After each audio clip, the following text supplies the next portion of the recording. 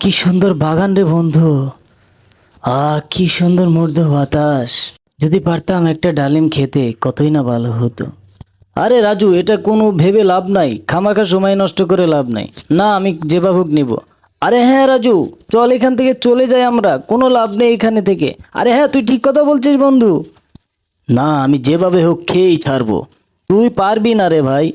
হুম, হাম, হাম, হাম, হাম, হাম, হাম, নাম নাম হুম। আচ্ছা বন্ধু, আমাদেরকে দুইটা ডালিম দিত, তিনটা মানুষ, দুইটা ডালিম তো দিতে পারতো। হরে ঠিক কথা বলেছিস। আরে দিবে না রে ভাই, ওরা খুব কিপটে বুঝছিস। কখনো দিবে না ওরা, আমি জানি ভালো করে এটা। দিবে না। হাই কাম। হুম। আহ হ্যাঁ ঠিক আছে। হাই। দেখতিস ওরা কিভাবে টিটকারি মারছে। চল চল। হাই।